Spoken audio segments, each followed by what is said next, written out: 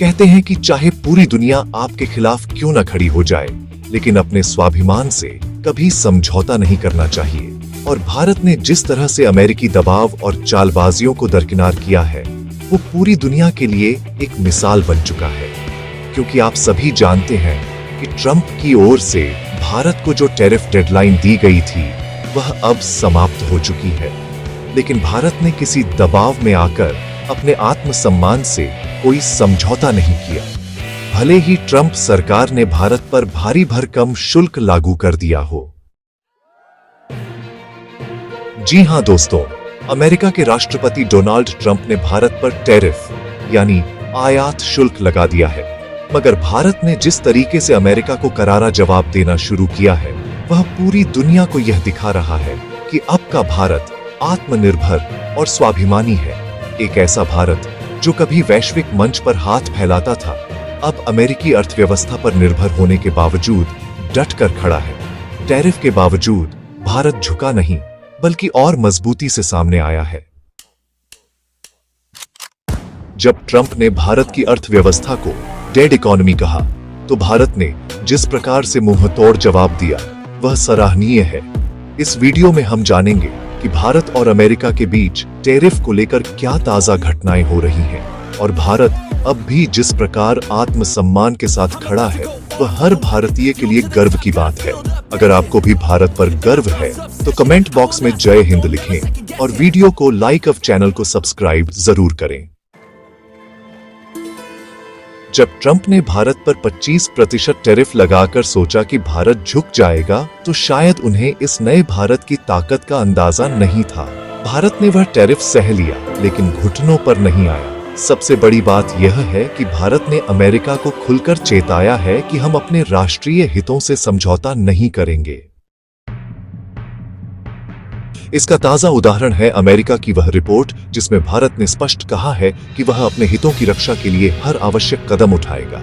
यह पहला अवसर है जब भारत ने अमेरिकी नीतियों के खिलाफ इतनी सीधी और तीखी प्रतिक्रिया दी है, जिसने वॉशिंगटन को झकझोर कर रख दिया है।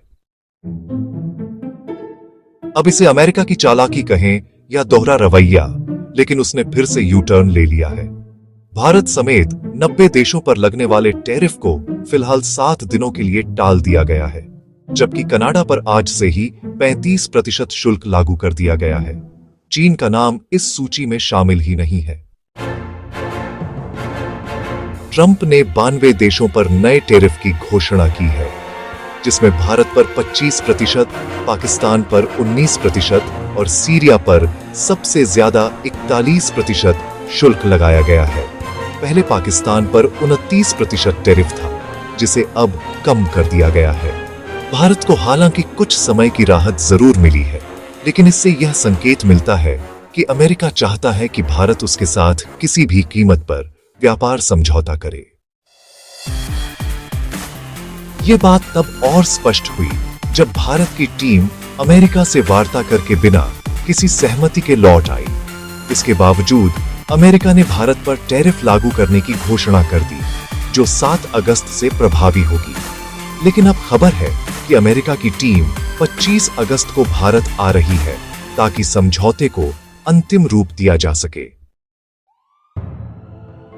भारत को इससे तभी लाभ होगा जब वह अपने रुख पर अडिग रहेगा, और आज यही हो रहा है। अमेरिका के वित्त मंत्री ने माना है कि भारत ने इतनी सख्त शर्तें रख दी हैं कि उनकी टीम भ्रम और तनाव में आ चुकी है। इसी झुंझलाहट में अमेरिका ने भारत की अर्थव्यवस्था को डेड कह दिया, जबकि सच्चाई यह है कि भारत इस समय दुनिया की सबसे तेजी से बढ़ने वाली अर्थव्यवस्था है। और जब अमेरिका की तरफ से ऐसी टिप्पणी आई, तब भारत के केंद्रीय मंत्री श्री पीयूष गोयल ने साफ शब्दों में कहा, हम राष्ट्रीय हितों से कोई समझौता नहीं करेंगे, चाहे तुम कितना भी दबाव बना लो। भारत ने यह भी स्पष्ट कर दिया है कि आने वाले कुछ वर्षों में वह दुनिया की तीसरी सबसे बड़ी अर्थव्यवस्था बनने वाला है। तो फिर कैसे उसे डेड कहा जा सकता है? अब जबकि टैरिफ 7 अगस्त से लागू होने जा रही है, तो बड़ा सवाल यह है कि आखिर अमेरिका ने यह टैरिफ भारत पर क्यों लगाया? दैनिक भास्कर की रिपोर्ट के अनुसार इसके 4 प्रमुख कारण हैं। पहला, डेयरी और कृषि उत्पादों को लेकर मतभेद। अमेरिका अपने डेयरी उत्पाद भारत में बेचना चाहता है, लेकिन उनमें पशु हड्डियों से बने एंजाइम इस्तेमाल होते हैं, जो भारत में धार्मिक और सामाजिक रूप से अस्वीकार्य है।